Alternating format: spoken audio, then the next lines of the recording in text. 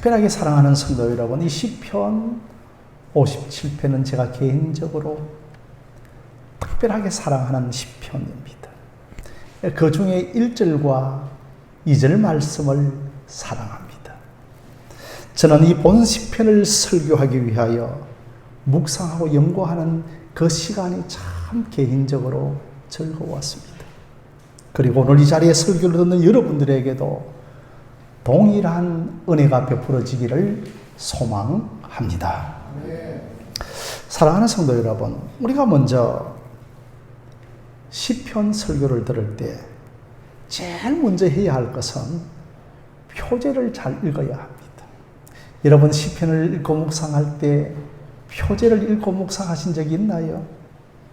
우리가 책을 구입할 때에도 먼저 서문이나 추천사를 읽으면 책 전체를 읽는데 상당하게 도움이 됩니다. 그러면 여러분, 이 시편 57편의 표제는 어떻게 되어 있습니까? 앞 화면을 한번 보실까요? 자, 다윗의 믹담시, 알다섯 헤대의 맞춤 노래, 다윗이 사울을 피하여 굴에 있던 때. 아니, 이 표제 정도만 읽어도 57편에 흐르는 영적이고 신앙적인 분위기를 짐작할 수가 있지 않겠습니까? 먼저 여러분, 다윗의 믹담시라는 겁니다. 믹담이라는 것은 시 중의 시요, 교훈 중의 교훈이요, 한금시편이라고 하는 것입니다. 사랑하는 성도 여러분, 우리의 인생에 가장 언제 시를 기록하나요? 참으로 우리의 인생에 가장 어려울 때 시가 만들어집니다.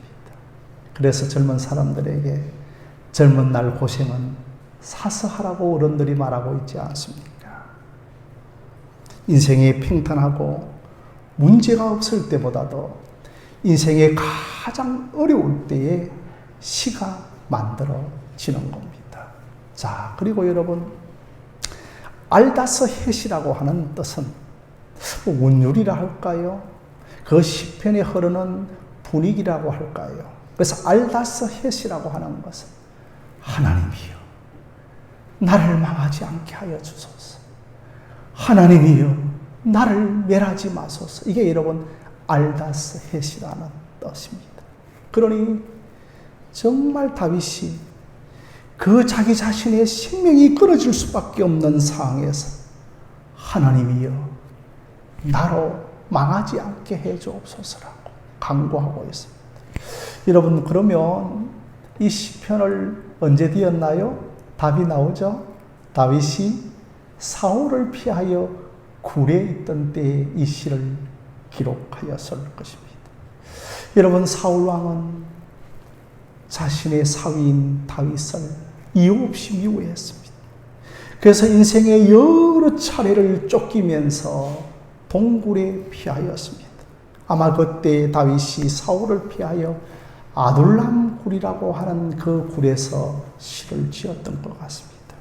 어느 날 다윗이 드디어 이제 이 사울에게 쫓기면서 견디다 못해 블레셋 왕 가드 아기스 왕에게로 피신을 하였습니다. 여러분, 가드는 가사라고도 하며 가사왕 아기스에게 피신을 한 겁니다. 여러분, 어디로 피신했다고요? 블레셋입니다. 블레셋은 어떤 나라라고 했습니까? 팔레스타인.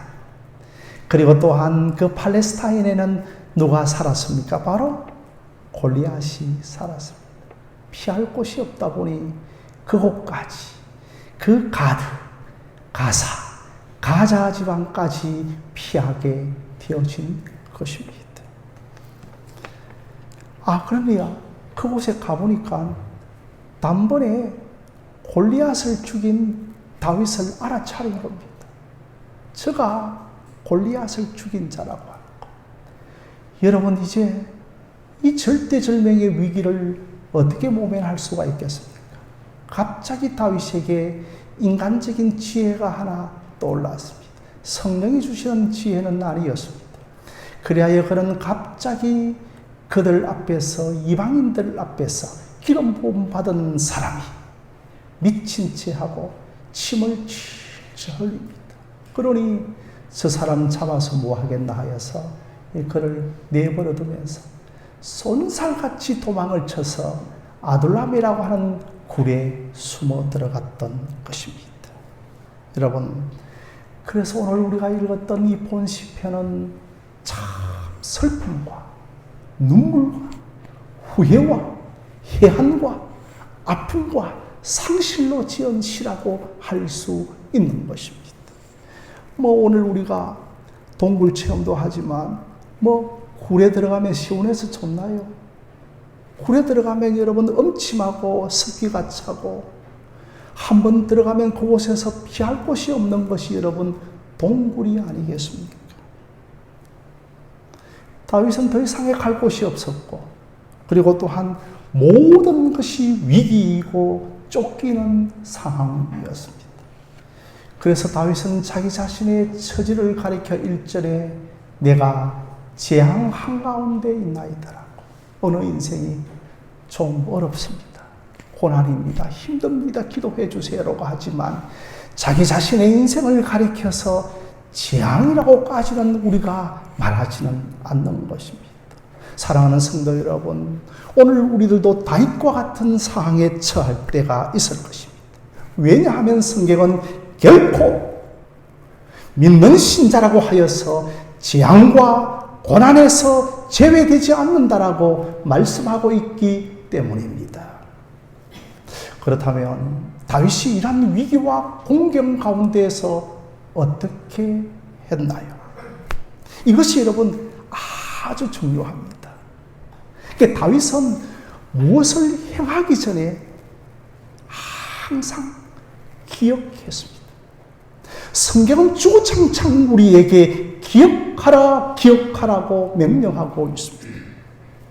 오늘 우리가 십계명을 교독할 때 그저 앵무새처럼 제1계명은 어떠하고 제2계명은 어떠합니다.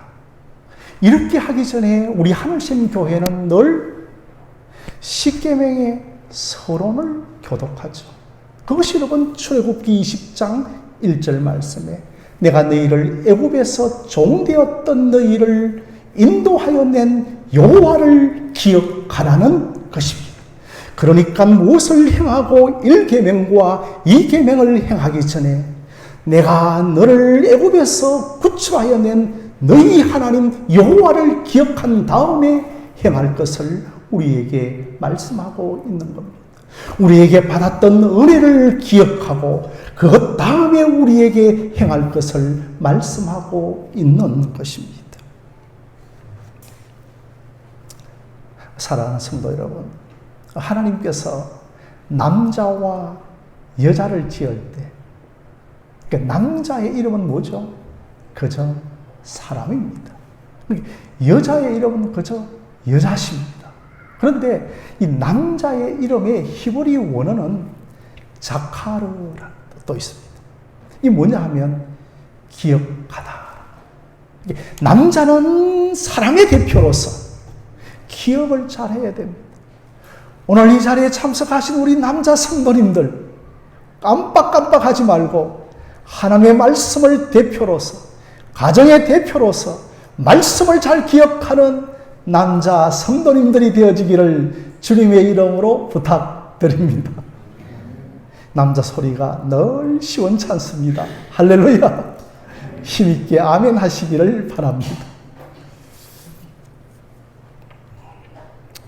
그러니 여러분, 남자라고 하는 것은 사람의 대표, 모든 사람들이 늘 기억하라는 겁니다. 얼마나 우리에게 기억하는 것이 중요하다는 것을 알려주는 겁니다. 사랑하는 성도 여러분, 우리가 어려울 때 기억해야 할 것을 기억하는 것이 신앙입니다. 그러니까 신앙은 기억하는 겁니다. 다윗은 여기에서 무엇을 기억하였나요? 첫째로 다윗은 하나님께서 과거에 베푸신 은혜를 기억하였습니다. 어떤 사람은 과거의 아픈 기억이 앞으로 나아가는 길을 발목 잡는 사람도 많습니다. 그러나 하나님이 베푸신 과거의 은혜를 기억하는 것은 신자에게 진보해 가는데 우리에게 아주 소중합니다. 그래서 다윗은 1절 말씀을 여러분 한번 살펴볼까요? 화면을 보시겠습니다. 여러분 1절 말씀 한번 함께 읽겠습니다. 시작. 하나님이여 내게 은혜를 베푸소서. 내게 은혜를 베푸소서. 내 영혼이 주께 피하되 주의 날개 그늘 아래에서 이 재앙들이 지나가기까지 피하리이다. 다윗은 두 번이나 반복해서 내게 은혜를 베푸소서. 그러니까 다윗은 어려움을 당할 때 과거에 베푸신 은혜를 기억하면서 하나님이여 이번에도 나에게 은혜를 베풀어 달라고 두 번이나 절박하게 기도합니다. 여러분, 이 다윗의 기도가 얼마나 간결하고 분명합니까? 과거에 은혜 체험이 없으면 이렇게 기도하지 못합니다.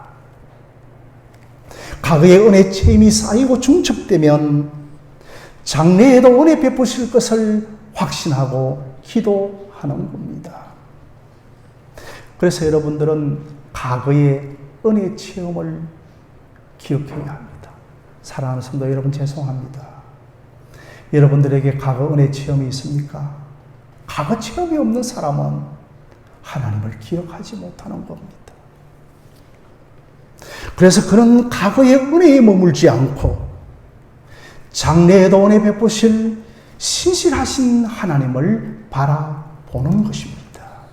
사랑하는 성도 여러분, 다윗의 기도가 얼마나 간결하고 확신에 차 있습니까? 하나님이여 내게 은혜를 베풀어 주소서. 이번에도 은혜 베풀지 아니하면 나는 아무것도 아닙니다.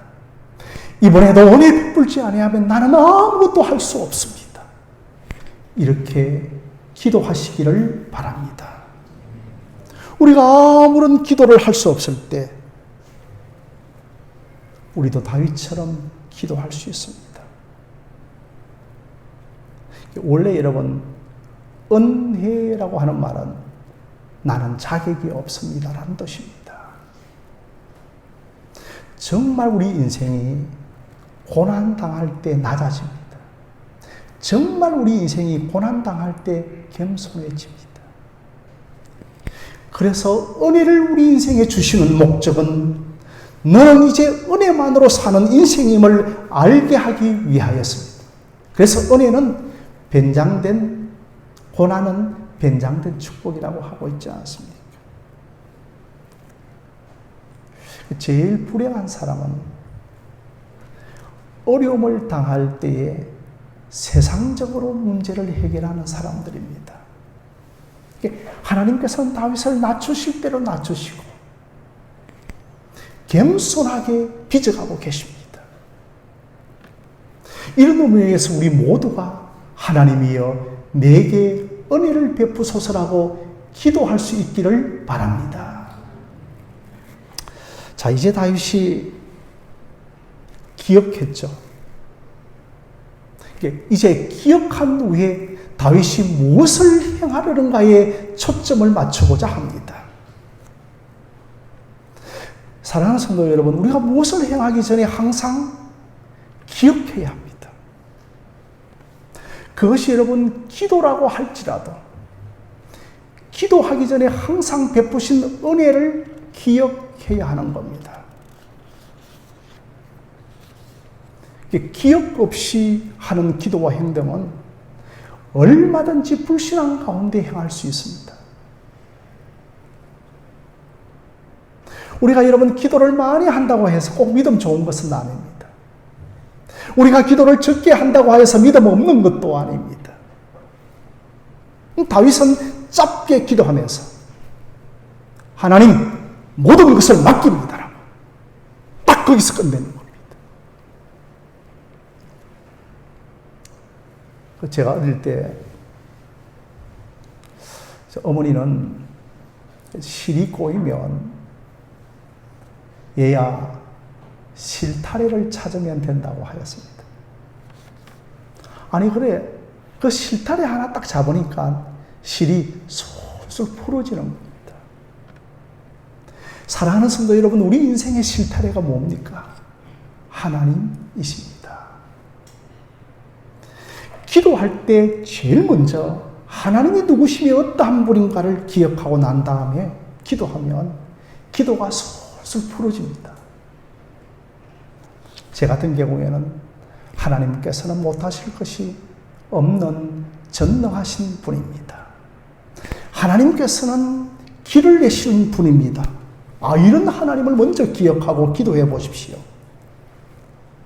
여러분들이 기도가 안 될 때 계속해서 하나님이 누구시고 어떠한 분인가를 묵상하십시오.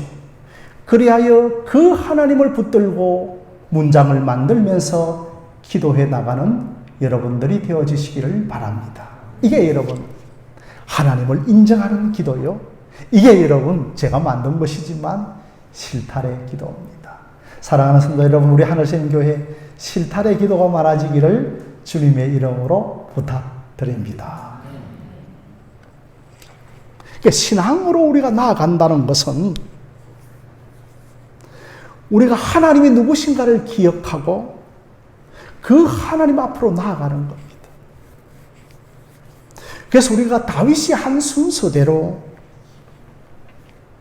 하나님이 어떠한 분인가를 기억하고 기도함으로 하나님께 나아가시기를 바랍니다.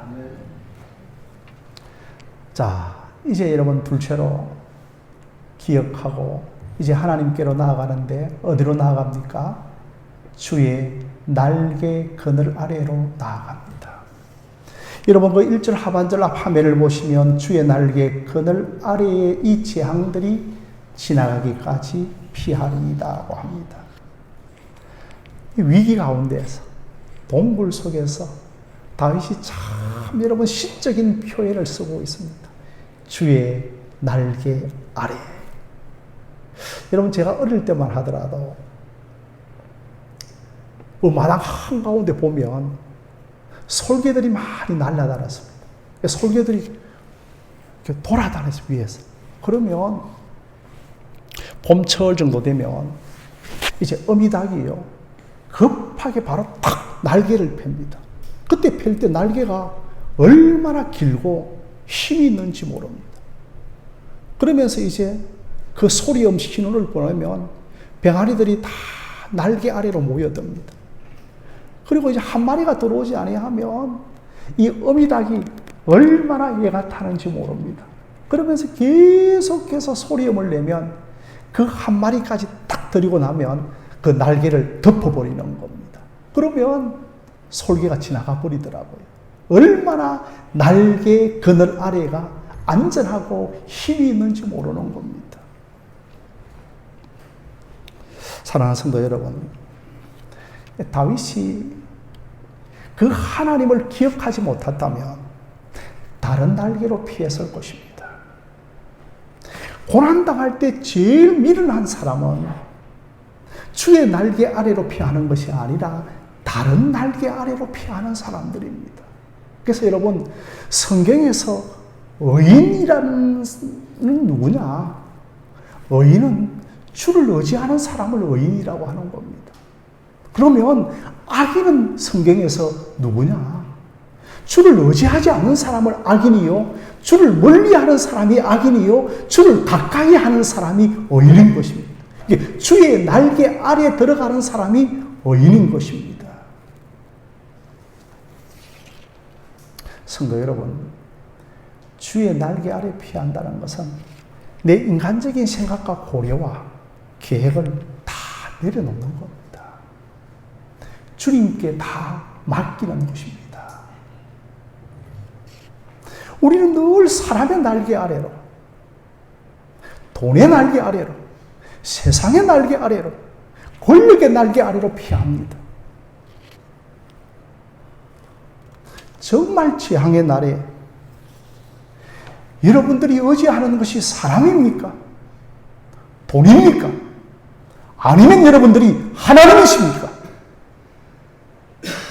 다윗은 이 재앙이 피할 때까지 주의 날개 아래로 피하겠다고 합니다. 자, 우리 인생이 여러분, 그럼에도 불구하고 항상 그렇지는 못하죠. 다윗이 항상 주의 날개 아래로 피하였던 것은 아니었습니다. 여러분, 다윗이 사울에게 쫓기던 세월이 무려 10년 어간이었습니다. 아니, 미갈을 딸을 이제 사위에게 주고 장인이 되었음에도 불구하고 그렇게 미워하는 겁니다. 그래서 한 번은 믿음으로 살다가도 너무너무 낙심이 되어져서 그 블레셋 아기스 왕에게로 피신을 하였던 겁니다. 여러분, 피해야 할 곳에 피해야 하는데 사자굴 속으로 들어간 겁니다. 여러분, 하나님의 기름 부음 받은 사람입니다. 조금 전에 기억하라고 말했던 사람이죠. 과거에 함께 하셨던 하나님의 은혜를 기억하지 못하니까 이런 불신앙적인 행동을 하게 된다는 겁니다. 저도 목회 뒤를 돌아보면 참 그때 좀 신앙적인 선택을 했더라며, 그때 내가 왜 믿음이 없었던가? 내가 기름 부음 받은 목사였는데 너무너무 지나온 날들을 생각하면 후회스럽고 부끄럽고 주님 앞에 몸을 감추고 싶을 때가 있는 겁니다. 얼굴도 좀 화끈거릴 때도 있죠. 우리가 이러한 선택을 하는 가장 큰 이유는 하나님을 기억하지 않기 때문입니다. 우리가 하나님을 인정하지 않고 하나님을 의지하지 아니하면 세상의 날개 아래로 피합니다. 인간의 날개 그늘 아래로 피하는 겁니다. 그런 사람이 여러분 지혜로운 사람은 아닙니다. 박집사 여기에 한번 투자해봐. 대박쳐. 신자에게 대박은 없습니다.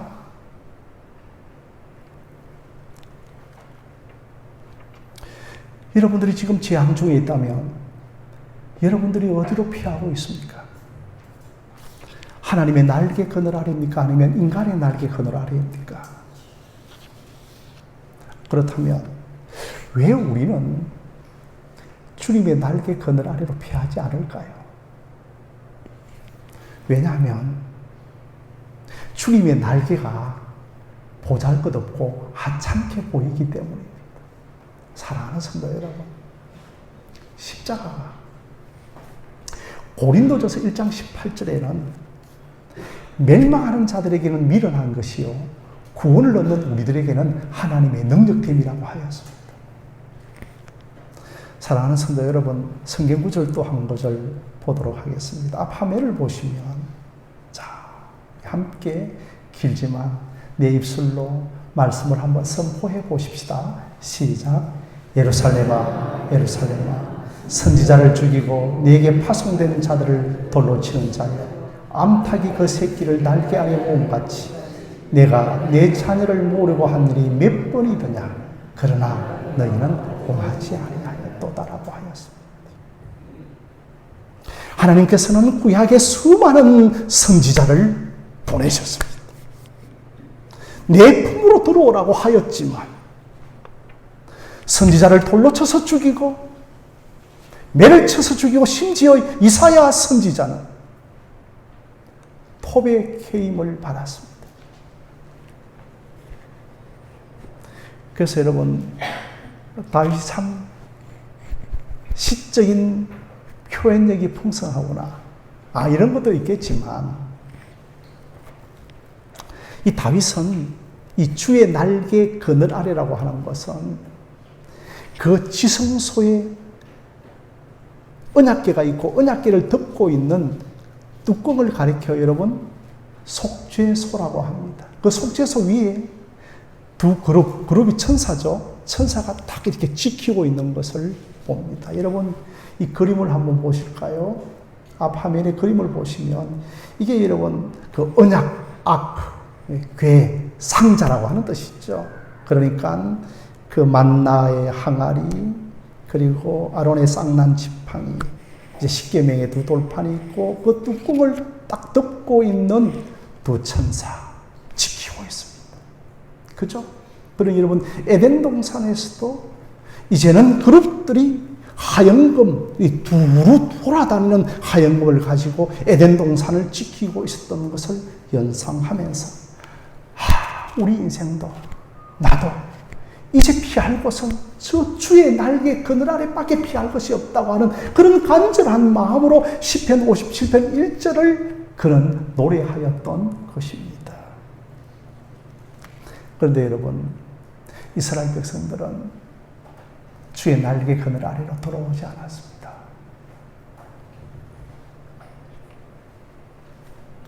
여러분들 이 그림 좀 어떻습니까? 우리 고집사님 이 그림 보니까 좀 하찮게 보이죠? 아닙니까? 위대하게 보입니까? 그런데 그들은 참 이게 하찮게 보였습니다.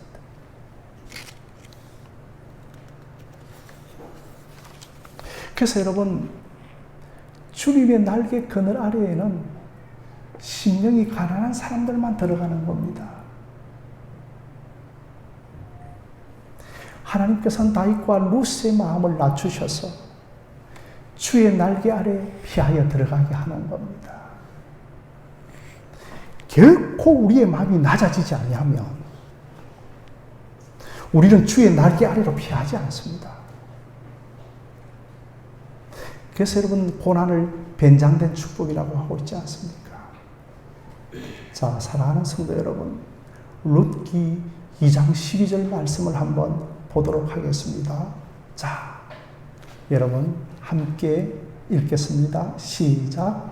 여호와께서 내가 행한 일에 보답하시기를 원하며 이스라엘 하나님 여호와께서 그의 날개 아래로 보호받으러 온 내게 온전한 상 주시기를 원하노라 하는지라면서. 성도 여러분, 룻이 어떤 여인입니까? 이방 여인이고 망한 여인이고 천한 여인이고, 그리고 또한 이스라엘의 원수인 모압 사람. 아니, 그런 룻이 주님의 날개 그늘 아래 들어오는 축복을 받습니다. 그런데 이 룻기 2장 12절 말씀을 여러분 누가 하는 말인가요? 장차 신랑되는 보아스가 하는 말인 겁니다. 내가 주의 날개 아래로 피하여 들어온 너에게 온전한 상 주시기를 원한다라고 하는 겁니다.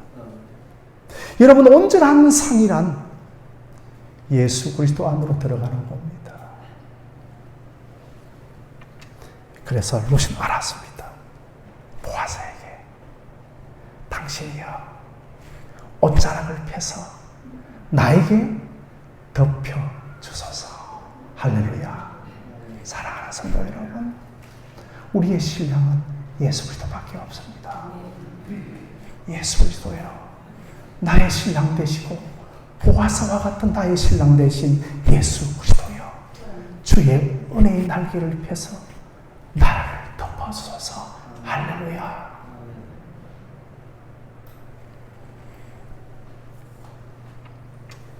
이렇게 여러분 보아스가 옷을 펴서 탁 덮어주자. 이 보아스가 기어 물을 자이기에 나와 결혼해 달라는 겁니다. 여러분, 예수와 결혼하시기를 주님의 이름으로 부탁드립니다. 여러분들이 아직도 예수와 결혼하지 않았어요. 아직도 예수를 신랑 삼고 있지 않은 겁니다. 결국은 보아스의 아내가 되고 다윗의 누가 되나요? 정조모가 됩니다. 아브라함과 다윗의 자손 예수 그리스도의 계보에 들어간 것, 이것은 바로 예수 그리스도의 그늘 아래로 들어간 것입니다. 사랑하는 성도 여러분, 우리가 어떻게 하면 주의 날개 그늘 아래로 들어갑니까? 보아스와 같은 신랑 되신 예수 그리스도를 향하여서 예수여, 내게 은혜를 베푸소서. 예수여 내게 은혜를 베푸소서. 예수여 참으로 그 옷자락으로 나를 덮어달라고 할 때 주의 날개 아래로 피하는 것임을 기억하시기를 바랍니다. 그래서 여러분, 주의 날개 아래는 신약시대의 십자가입니다. 세상 줄 내려놓고 이제는 하나님의 줄만을 붙드는 자들에게 주의 날개 아래로 들어가는 겁니다. 그렇지 아니하면 여러분, 주님의 보호를 받지 못합니다. 그렇지 아니하면 여러분, 주님의 온전한 사랑을 받지 못하는 겁니다. 저는 여러분들에게 찬송가 415장을 말씀드리면서 이 설교를 마무리하고자 합니다. 찬송가 425장인가요? 십자가 그늘 밑에 나시기 원하네. 저 햇빛이 밑재이고 또 짐이 무거워. 이 광야 같던 세상에 널 방황할 때에 주 십자가의 그늘에 내 실 곧 찾았네. 아멘입니다.